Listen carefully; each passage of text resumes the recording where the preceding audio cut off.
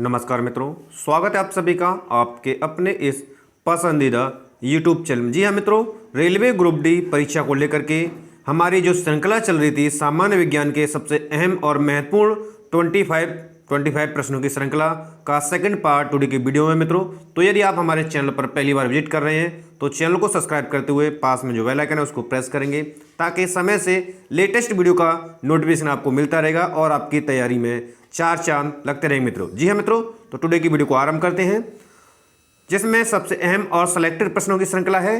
तो प्रथम प्रश्न आपका, पायरोमीटर किसके मापन में प्रयोग किया जाता है। एक एक प्रश्न सिलेक्शन दिलाने वाला है, ऑप्शन को रीड करेंगे और वीडियो को बीच में पॉज करके स्वयं से आंसर लगाने की सही कोशिश आप करेंगे। तो पायरोमीटर किसके मापन में प्रयोग किया जाता है, तो यहाँ से आपको जवाब देना है। तो राइट आंसर हो जाएगा इसका उच्च ताप को, ठीक है, यानी कि पायरोमीटर का प्रयोग किया जाता है उच्च ताप के मापन के लिए। नेक्स्ट प्रश्न आपका, वॉशिंग मशीन का कार्य सिद्धांत है या वॉशिंग मशीन किस सिद्धांत पर कार्य करती है, इस तरह भी प्रश्न बनता है, ठीक है। ऑप्शन को रीड करेंगे, एक एक प्रश्न इंपोर्टेंट है। तो वॉशिंग मशीन का जो कार्य सिद्धांत है या जिस सिद्धांत पर वह कार्य करती है वह अपकेंद्रण है, ठीक है। आंसर आपका यहां से ए करेक्ट हो जाएगा। अगला प्रश्न आपके लिए, लोलक घड़ियां गर्मियों में सुस्त हो जाती हैं क्योंकि, यानी कि जो पेंडुलम वाली घड़ियां होती हैं वो गर्मियों के समय में सुस्त हो जाती हैं, क्या कारण है, ठीक है। ऑप्शन को रीड करना है और सही आंसर आपको लगाना है। वीडियो को बीच में पॉज करके भी आप सही आंसर लगा सकते हैं, ठीक है। तो देखिए, जो लोलक या पेंडुलम वाली जो घड़ियां होती हैं वो गर्मियों में सुस्त इस कारण से हो जाती हैं क्योंकि गर्मियों में जो लोलक होता है या पेंडुलम होता है वो धातु का होता है और उसकी लंबाई बढ़ जाती है, ठीक है। यानी कि आंसर यहाँ से सी आपका करेक्ट हो जाएगा, यानी कि लोलक की लंबाई बढ़ने के कारण गर्मियों में जो है लोलक या पेंडुलम वाली घड़ियां जो हैं सुस्त हो जाती है, ठीक है। अगला प्रश्न आपके लिए, वस्तु की मात्रा बदलने पर अपरिवर्तित रहेगा, यानी वस्तु की मात्रा बदली जाए तो यहां से ऑप्शन में देखना है, आयतन, भार, द्रव्यमान और घनत्व, इनमें से कौन सा अपरिवर्तित रहेगा। एक एक प्रश्न आप सभी के लिए इंपोर्टेंट है, ठीक है। तो यदि वस्तु की मात्रा बदली जाती है तो यहां से जो राइट आंसर है वो घनत्व, यानी कि डी आंसर आपका करेक्ट हो जाएगा। घनत्व जो है अपरिवर्तित रहेगा वस्तु की मात्रा बदलने पर। अगला प्रश्न आपके लिए, कितने डिग्री पर सेंटीग्रेड एवं फारेनहाइट तापक्रम समान रहते हैं। मोस्ट इंपोर्टेंट एक एक प्रश्न है, यानी कितने डिग्री सेंटीग्रेड पर जो तापमान दिए हुए हैं सेंटीग्रेड और फारेनहाइट दोनों समान रहते हैं। तो यहां से आपका राइट आंसर होगा। एक एक प्रश्न आपके विभिन्न एग्जाम में आया हुआ है और ग्रुप डी और आदि एग्जाम्स के लिए भी ये प्रश्न उतने ही कारगर हैं, ठीक है। तो यहां से जो राइट आंसर होगा वो -40 डिग्री सेल्सियस, ठीक है। आंसर डी यहां से आपका करेक्ट हो जाएगा, जिसमें सेंटीग्रेड और फारेनहाइट का तापमान जो है समान रहता है। अगला प्रश्न आपके लिए नेक्स्ट है, टंगस्टन धातु की खोज टॉरवर्न वर्गमैन ने कब की थी या किस सन में की थी या किस वर्ष की थी, इस तरह भी प्रश्न आपका बन सकता है, ठीक है। टंगस्टन धातु है जो बल्ब के फिलामेंट में लगा होता है, ठीक है। तो यहां से जो राइट आंसर है, टॉरवर्न वर्गमैन ने टंगस्टन धातु की जो खोज की थी वो 1781, यानी कि आंसर यहां से बी आपका करेक्ट हो जाएगा। अगला प्रश्न आपके लिए, भारत का प्रथम परमाणु संयंत्र निम्न में से कौन सा है। प्रथम परमाणु संयंत्र इनमें से कौन सा है, ऑप्शन को रीड करना है और सही जवाब देना है आपको। एक एक प्रश्न आप सभी के लिए इंपोर्टेंट है। तो राइट आंसर आपका तारापुर है, यानी कि आंसर सी यहां से करेक्ट हो जाएगा। प्रथम परमाणु संयंत्र कहाँ है, तारापुर में, ठीक है। अगला प्रश्न आपके लिए नेक्स्ट प्रश्न है, सुपर कंप्यूटर के लिए शब्द लंबाई की परास होती है। शब्द लंबाई की परास कितने बिट की होती है, यहां पर बिट में वैल्यू दी गई है, तो यहां से आंसर होगा। तो सुपर कंप्यूटर के लिए पूछा गया है। एक एक प्रश्न इंपोर्टेंट है, तो वीडियो को कंप्लीट देखेंगे तो बेहतर तरीके से आप समझ पाएंगे कि एक एक प्रश्न कितना इंपोर्टेंट है आपके एग्जाम के लिए। तो यहां से जो राइट आंसर है वो ऑप्शन सी हो जाएगा, यानी कि 64 बिट जो है उसकी परास होती है सुपर कंप्यूटर के लिए, ठीक है। अगला प्रश्न आपके लिए, सर सीवी रमन को भौतिकी का नोबेल पुरस्कार प्राप्त हुआ था, या किस वर्ष इन्हें भौतिकी में नोबेल पुरस्कार प्रदान किया गया था। ठीक है, इस तरह भी प्रश्न आपका बन सकता है। ठीक है, तो सीवी रमन को नोबेल पुरस्कार प्राप्त हुआ था भौतिकी में, किस वर्ष? तो यहां से जो राइट आंसर है, हाँ, 1930 में। ठीक है, ऑप्शन बी यहां से करेक्ट हो जाएगा। एक एक प्रश्न याद रखना है, इंपोर्टेंट है। समय मापक विज्ञान है, कौन सी विज्ञान में समय मापक विज्ञान कहलाती है? इस तरह भी प्रश्न बन सकता है, ऑप्शन दिए हुए हैं यहां से। एक एक प्रश्न इंपोर्टेंट है, तो राइट आंसर आपका हॉरोलॉजी, जिसे समय मापक विज्ञान कहा जाता है। ठीक है, आंसर आपका यहां से एक करेक्ट हो जाएगा।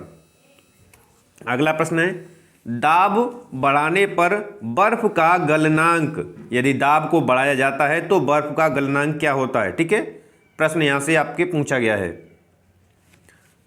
तो दाब यदि बढ़ाया जाता है तो बर्फ का गलनांक घटता है, यानी कि आंसर यहां से एक करेक्ट हो जाएगा। ऑप्शन ए यहां से बिल्कुल करेक्ट हो जाएगा। अगला प्रश्न आपका, इंद्रधनुष के कारण होता है, किस घटना के कारण इंद्रधनुष होता है? ठीक है, तो ये आपसे प्रश्न इस तरह भी बन सकता है। तो इंद्रधनुष जब बनता है वह वर्ण विक्षेपण घटना के कारण होता है, तो यहां से आंसर जाएगा आपका विक्षेपण, यानी कि डी यहां से करेक्ट हो जाएगा। अगला प्रश्न आपके लिए, समस्थानिक होते हैं किसी एक ही तत्व के परमाणु जिनका, ऑप्शन को रीड करना है।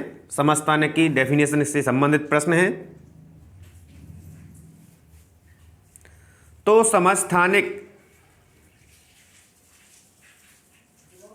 होते हैं एक ही तत्व के परमाणु जिनका, तो यहां से जो राइट आंसर है वो ऑप्शन बी है।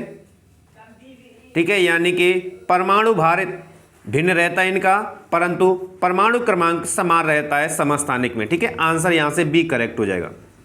अगला प्रश्न आपके लिए, यूरिया में नाइट्रोजन का प्रतिशत होता है। ठीक है, आपने देखा है खाद जो यूरिया होता है उसमें नाइट्रोजन की मात्रा यानी कितने परसेंटेज वैल्यू होती है। एक एक प्रश्न इंपोर्टेंट है। तो यहां से जो राइट आंसर है कि यूरिया में जो नाइट्रोजन की मात्रा होती है वो 47% होती है, यानी कि आंसर यहां से सी करेक्ट हो जाएगा। अगला प्रश्न, चाय में कौन सा अम्ल होता है, या चाय में कौन सा अम्ल पाया जाता है? इस तरह भी प्रश्न बनता है। तो वीडियो को बीच में पॉज करके सही आंसर आप स्वयं से लगाएंगे। तो यहां से जो राइट आंसर है, यानी कि चाय में जो अम्ल पाया जाता है वह टेनिक अम्ल होता है। आंसर डी आपका करेक्ट हो जाएगा।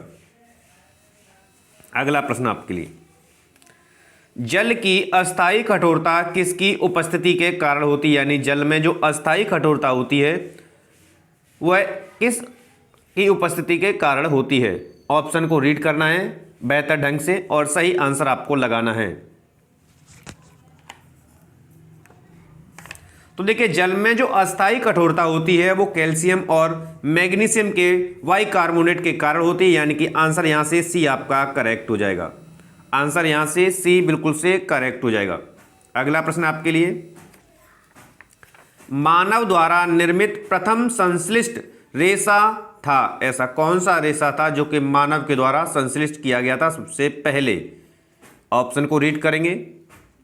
एक एक प्रश्न इंपोर्टेंट है मित्रों, तो बिल्कुल से वीडियो को आते ही लाइक शेयर कर देंगे सभी अपने मित्र बंधुओं के साथ जो सभी आरआरबी ग्रुप डी की तैयारी में लगे हुए हैं। तो यहां से राइट आंसर हो जाएगा रेयॉन, यानी कि ऑप्शन बी, मानव के द्वारा प्रथम संश्लिष्ट रेशा जो था वो रेयॉन था। ऑप्शन बी यहां से करेक्ट हो जाएगा। अगला प्रश्न आपके लिए, विकासवाद का सिद्धांत किसने प्रतिपादित किया था? ठीक है, या विकासवादी वैज्ञानिक थे? इस तरह भी प्रश्न बन सकता है। तो विकासवाद का सिद्धांत जो प्रतिपादित किया गया था वो डार्विन के द्वारा दिया गया था, यानी कि आंसर यहां से बी करेक्ट हो जाएगा, चार्ल्स डार्विन। नेक्स्ट प्रश्न आपका, क्विनैन जो मलेरिया के लिए एक प्रमुख औषधि है वह प्राप्त होती है। अब आपको ऑप्शन देखना है। ठीक है, तो यहां से जो राइट आंसर है, एक एक प्रश्न की लैंग्वेज को घुमा करके भी आपसे प्रश्न पूछा जा सकता है। तो राइट आंसर है आवृतबीजी पादप से। ठीक है, आवृतबीजी पादप से प्राप्त होती है क्विनैन, जो कि मलेरिया के लिए एक प्रमुख औषधि है। ठीक है, नेक्स्ट है आपका निम्नलिखित किस फसल में नील हरित शैवाल मुख्यतः जैव उर्वरक के रूप में प्रयोग होते हैं? जो नील हरित शैवाल हैं मुख्य रूप से जैव उर्वरक के रूप में प्रयोग होते हैं। प्रश्न को रीड करना है और ऑप्शन को भी रीड करना है और सही आंसर आपको लगाना है। तो यहां से जो राइट आंसर होगा वो है नील हरित शैवाल है आपका धान, यानी कि आंसर सी यहां से करेक्ट हो जाएगा। ठीक है, जो जैव उर्वरक के रूप में प्रयोग किया जाता है। ठीक है, अगला प्रश्न आपका, साधारण मानव में गुणसूत्र होते हैं या मनुष्य में गुणसूत्रों की संख्या होती है? तो ये भी आपको प्रश्न बन सकता है लैंग्वेज को परिवर्तित करके। ठीक है, तो मानव में गुणसूत्रों की संख्या 46 होती है। ठीक है, आंसर यहां से बी करेक्ट हो जाएगा। अगला प्रश्न है, मानव में शरीर के निम्नलिखित भागों में से किस एक में शुक्राणु डिंब को निषेचित करता है? ऐसा कौन सा भाग है जिसमें शुक्राणु डिंब को निषेचित करता है, निषेचन की प्रक्रिया होती है? इस तरह भी प्रश्न बन सकता है। ठीक है, तो यहां से जो राइट आंसर होगा, एक एक प्रश्न इंपोर्टेंट है मित्रों, तो राइट आंसर हो जाएगा आपका डिंब वाहिनी नली, यानी कि आंसर आपका बी बिल्कुल से करेक्ट होगा, जहां पर शुक्राणु डिंब को निषेचित करता है। ठीक है, अगला प्रश्न आपके लिए, विटामिन डी का स्रोत है। विभिन्न विटामिन से लेकर के भी आपका एक प्रश्न निश्चित रूप से बनता ही बनता है। ठीक है, तो विटामिन डी जो प्रचुर मात्रा में पाई जाती है वो सूर्य के प्रकाश में, यानी कि आंसर यहां से जाएगा बी, सूर्य की किरणों में। ठीक है, अगला प्रश्न आपके लिए, जापानी एन्सेफेलाइटिस का कारक होता है। एक बुखार होता है ये, और ये किस भाग के द्वारा ये फैलता है? इस तरह भी प्रश्न बनता है। ठीक है, जापानी एन्सेफेलाइटिस, तो यहां से जो राइट आंसर होगा तो ये विषाणु के द्वारा फैलता है, या इसका जो वाहक होता है वो विषाणु होता है। आंसर यहां पर जाएगा बी बिल्कुल से करेक्ट। ठीक है, अगला प्रश्न आपके लिए, निम्नलिखित में से कौन सा बर्ड फ्लू विषाणु है? बर्ड फ्लू वाला विषाणु का प्रश्न आपसे बना है, ये पूछा ही जाता है हर बार, एक प्रश्न यहां से बनता ही है। तो यहां से जो राइट आंसर होगा, तो बर्ड फ्लू का जो विषाणु होता है वह होता है H5N1, यानी कि आंसर आपका डी यहां से करेक्ट हो जाएगा। ठीक है, अगला प्रश्न आपके लिए, सुनहरा धान में प्रचुरता में होती है। ठीक है, या प्रचुर मात्रा में पाई जाती है, कौन सी विटामिन? इस तरह भी। ठीक है, क्योंकि विटामिन को लेकर के ऑप्शन दिए हुए हैं, तो जो सुनहरा धान होता है उसमें प्रचुर मात्रा होती है। ठीक है, तो यहां से जो राइट आंसर होगा, तो सुनहरे धान में प्रचुर मात्रा में जो विटामिन पाई जाती है उस विटामिन का नाम है विटामिन ए, यानी कि आंसर आपका ए यहां से करेक्ट हो जाएगा। ठीक है, अगला प्रश्न आपके लिए, निम्न में से कौन सा जीव अपनी त्वचा से सांस लेता है? ऐसा कौन सा जीव है? ऑप्शन में देखना है कि जो अपनी त्वचा से भी सांस लेता है। ठीक है, तो यहां से जो राइट आंसर होगा, वीडियो को बीच में पॉज करके सही आंसर आप लगाएंगे, तो राइट आंसर आपका मेंढक जो है वो त्वचा से भी सांस लेता है और गलफड़ों से भी लेता है। ठीक है, आंसर यहां से सी होगा। अगला प्रश्न, प्रयोगशाला में सर्वप्रथम डीएनए का संश्लेषण किया था। वैज्ञानिकों के नाम दिए गए हैं, तो डीएनए का सबसे पहले संश्लेषण किस वैज्ञानिक के द्वारा किया गया था? इस तरह भी प्रश्न बन सकता है। ठीक है, तो यहां से राइट आंसर होगा तो डॉक्टर हरगोविंद खुराना, यानी कि आंसर बी यहां से करेक्ट हो जाएगा, खुराना ने। अगला प्रश्न आपका, लज्जा की लेखिका कौन है? एक एक प्रश्न इंपोर्टेंट है, विभिन्न पुस्तकों का निचोड़ करके ये आपके एक एक प्रश्न तैयार किए गए हैं। तो लज्जा की जो लेखिका है वो आपसे पूछी गई है, तो यहां से आपका राइट आंसर होगा तस्लीमा नसरीन, यानी कि आंसर डी यहां से करेक्ट हो जाएगा, जिनके द्वारा लज्जा लिखी गई थी। ठीक है, अगला प्रश्न आपके लिए, नेक्स्ट है आपका, धनराज पिल्ले किस खेल से संबंधित है? एक खेल को लेकर के कप आदि से बनता ही बनता है, तो धनराज जो पिल्ले हैं वो किस खेल से संबंध रखते हैं? इस तरह भी प्रश्न बन सकता है। ठीक है, तो धनराज पिल्ले का जो खेल है या किस खेल से संबंध रखते हैं वह हॉकी है। आंसर यहां से आपका ए हो जाएगा। तो ये था मित्रों टुडे के वीडियो के सबसे अहम और सिलेक्टेड मोस्ट इंपोर्टेंट प्रश्नों की श्रृंखला का सीरीज 2। आशा करते हैं प्रश्नों की श्रृंखला आपको पसंद आई होगी। श्रृंखला पसंद आई है तो वीडियो को मोर देन लाइक और शेयर करेंगे, और अभी तक चैनल को सब्सक्राइब नहीं किया है तो चैनल को सब्सक्राइब कर लीजिए और पास में बेल आइकन उसको प्रेस कर लीजिए ताकि आपका बेहतर रिवीजन और तैयारी चलती रहेगी मित्रों। धन्यवाद।